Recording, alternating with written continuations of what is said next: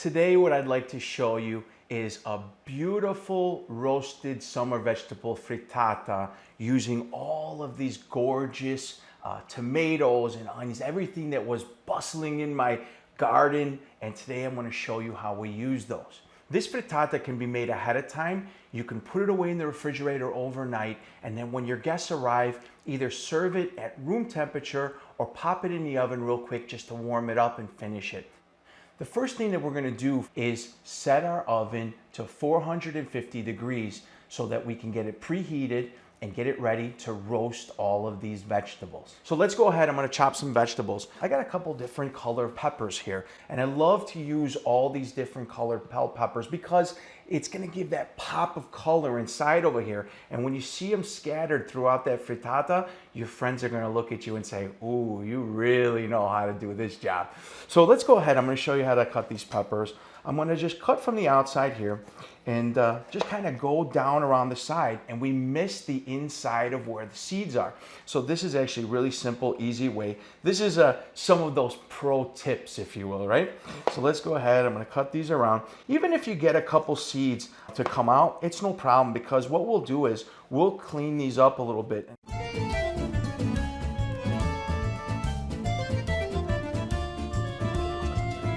Now that my peppers are cut, it's time for my zucchini. I love to use these beautiful Italian zucchini. They're much thinner than the giant ones that you might find at the grocery store. The reason I like these is that they're more tender and there's fewer seeds. Very simple to chop these. What I'd like to do is quarter them. So the part where it was against the tree, I physically took my knife and I cut this against the plant. And then I'm gonna cut that piece straight off, and we're gonna discard that. I'm gonna do the same thing here, get these out of my way. And now once I've got that cut, I'm gonna take this right down the middle, and I'm just gonna use this and slice with my knife. Try to go one clean shot, because if you slice straight through like this, instead of sawing at the vegetable or whatever you're cutting, it's gonna give you a much cleaner, flat cut. And you can see these Italian zucchini, how few seeds there are, and this is always a great thing. Again, using what we just talked about, I want to cut into about 1-inch pieces. This is going to keep the vegetable nice and firm when we roast them and not make them too mushy, because you got to remember, we're going to cook these once right now and roast them at really high heat, and then we're going to cook them inside of the frittata. The whole reason why we're doing this is because I want to draw the excess moisture out of the vegetable, but still give us that beautiful roasted flavor that's going to come about. So let's go ahead, and I'm going to take these zucchini like this, place them now on the flat side. This will give you a real even surface to cut on, right? So you're not going to have to worry about them rocking all over the place. And then just go ahead and give yourself some 1-inch nice cuts of this zucchini. If these look really large, go ahead and cut them in quarters. I'm starting to get down to the wider end of the zucchini here, and I noticed that they're really big. Again, the idea is that we want to keep these beautiful and bite-sized. So I'm going to turn these sideways, cut it right down the middle one more time, and now this will be perfect to give me those quarters.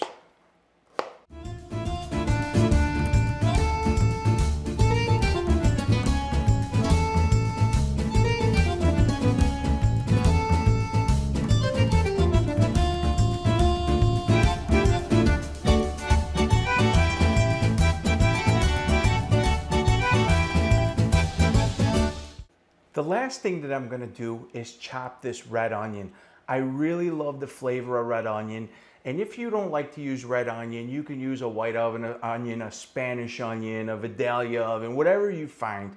But the onion is important because it's gonna give this final bit of umami, beautiful, delicious flavor to this frittata. The easiest way I can show you to chop this is I'm gonna cut the end off right here. We have the root end of the onion. This grows in the ground like this, and then this would be where it grows straight out. I'm going to cut the end first where we get the piece of the onion coming through the ground. So I'm going to cut this piece off first, and then I'm going to hold this flat. So now that I've got a flat surface, I'm going to cut right through the root end of this, and I'll have these two beautiful flat pieces to work with. Once we get to this point, this is where I'm gonna take the exterior edge, or that piece of the onion on the outside that always kind of stays a little bit leathery when we cook it. And I'm gonna go ahead and I'm gonna take that right off. And this all of a sudden is gonna give me this beautiful, clean part of the onion. The first thing that I'm gonna do is I'm gonna take the onion and I'm gonna cut the 1-inch slices all the way through up to the root end of this onion, okay? Once I have these cut all the way around, I'm gonna turn it sideways, find that 1-inch mark, and I'm gonna cut straight down just like this. And this is gonna give me the perfect size onion diced. This last little bit, the root part right here, this I'm gonna discard. So I don't worry about this, but definitely don't chop this end of the onion off, because when you go to do this process, it's all gonna fall apart on you.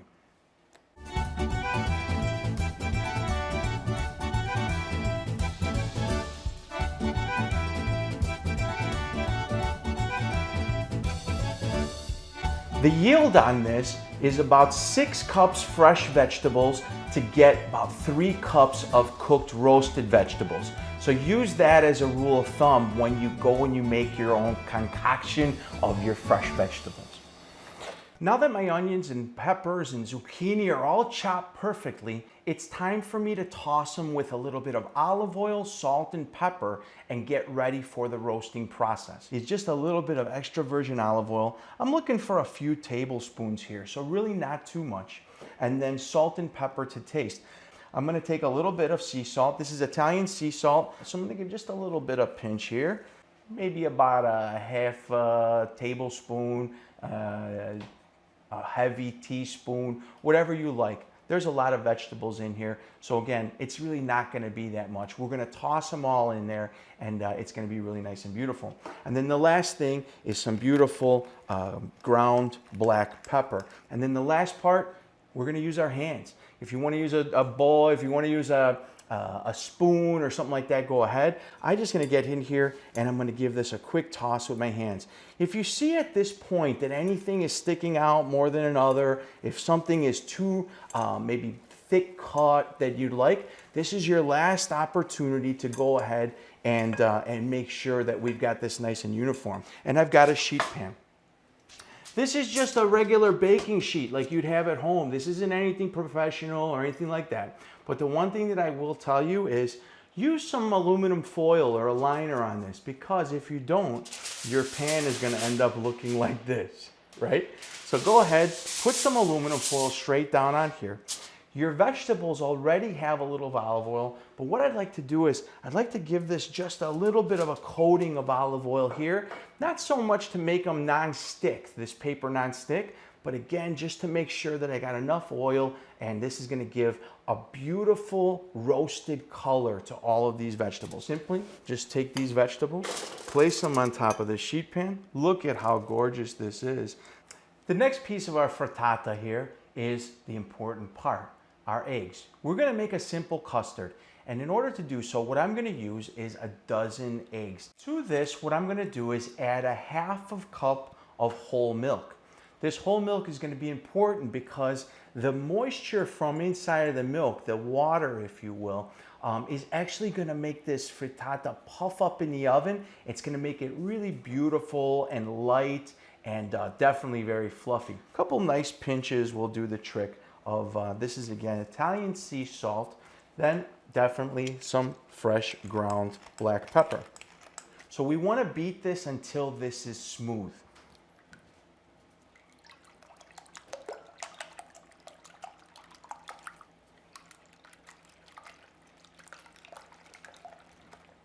There we go. I can see that there's no more whole eggs inside. The yolks are all broken up, and this custard is now beautiful, creamy, and smooth.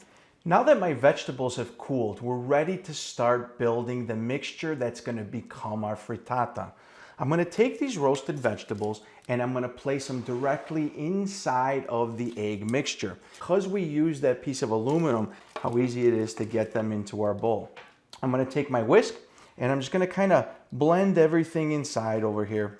And this is again just gonna ensure that everything is getting coated with the egg. Now that that's done, I'm gonna place this to the side, and I'm gonna prepare my baking dish. I've got a 9 by 13 Pyrex dish here. I like to use this size because I'll get 6 really nice slices out of this. This is gonna bake for about 30 minutes at 350 degrees. I'm gonna got some olive oil inside here. If you wanna use things like maybe avocado oil, coconut oil, whatever you got, you can go ahead and use all of those as well. From here, all I'm gonna do is just simply pour this mixture directly inside. And what I'm gonna do is, as I'm pouring the vegetables and the egg mixture inside of this pan, at the end of this, I'm gonna go ahead and I'm gonna take some of these extra vegetables that have kind of mounded up now, and I'm gonna kind of distribute them evenly throughout. This is ready to go into the oven, but before we do that, I'm gonna finish this off with a little bit of goat cheese. And all around, what's gonna happen is I love the flavor of roasted vegetables with the goat cheese. It's just a beautiful combination. And you can see how simple this is. You don't have to make an art project out of this. Put them wherever they go. It's gonna be beautiful. Your family, your friends, everybody's gonna love it. The next thing that I'm gonna do, this morning when I was in my garden, I picked a little bit of fresh oregano. And all I'm doing is I'm taking this oregano and just peeling it off of the stem, just like this. So this is ready to go. I'm gonna take my olive oil just like this, and I'm gonna give this just a little drizzle all the way across. And this now is perfect and ready to go into the oven. 350 degrees for 30 minutes. And as soon as this is ready to go, I'm gonna pull it out and we're gonna try this together. Stick around. Okay, so my timer has just gone off and my frittata smells amazing. This is what I'm talking about. Look at the golden edges. The top is really nice and firm and ready to go. And all we have to do is just let this cool, cut it, and serve it. Before I get too excited and go ahead and cut into this, I want to give myself a little insurance policy that it's going to come out of the pan. What I'm going to do is I'm going to take my knife and just very simply run my knife along the edges of this pan. It's actually coming unstuck pretty simple because we put that little bit of olive oil in there. And I would tell you, when you're at home, expect some of this to stick a little bit.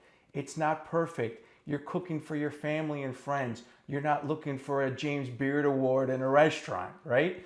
So now that I've kind of gone all the way around this pan, I'm gonna let this cool a little bit. But what I'm gonna do first is give a nice cut into the pattern that I want to cut this. And what I'm going to do is I'm going to kind of one-eye this, cut it right down the middle all the way across. I want to use my knife and kind of rock this back and forth so that it'll actually cut and I've got a really clean cut. I don't want this to be jagged. I don't want it to tear apart. And just by looking at my knife right now, I can see that the interior is dry. It's not eggy. So that's another way that I know that this is done. If you want to check it in the oven, how you're going to do it, I would get yourself a nice long wooden skewer and kind of poke around a little bit through it so that you'll be able to see again how moist or humid it is still inside. I'm going to let this cool for probably about 15-20 minutes before I get a spatula and get underneath to cut this. Use the spatula and just kind of move it around. You'll be able to see, it'll give a little bit against you. And if it's gonna stick, you're gonna know it's gonna stick right away. So if you feel like it's sticking a little bit to the bottom, get yourself a spatula and maybe like another spatula or an offset spatula that you might use to frost a cake, and then get underneath there and kind of just slowly just work at it, and you'll see that it'll pop out. It's not sticking at all. So I'm gonna pull this out, and sure as heck, there we go. The way that I would finish this is I'm gonna take some beautiful Parmigiano Reggiano. You know it's the real stuff because of the rind. I'm gonna get myself what's called a microplane, and the microplane is gonna give us almost like this snow of Parmesan right on top. And all I'm gonna do is just kind of give this one of those. Look at how beautiful this is. And if you were to serve this on a platter, put everything on the platter first and then make it snow all over the platter. But the last finishing touch is some really good olive oil, and just go ahead and give this a nice drizzle of olive oil. And that's how it is. I'm gonna try this out. Here's my beautiful frittata ready to eat. Let's get a let's get a fork and do a test. What's the use of cooking if you don't get to try it, right? So I'm gonna just kind of go here and I'm gonna tell you what I'm seeing. The egg is cooked perfectly. It's not runny, it's cooked very well in between. I can see that those vegetables are really beautiful and cooked.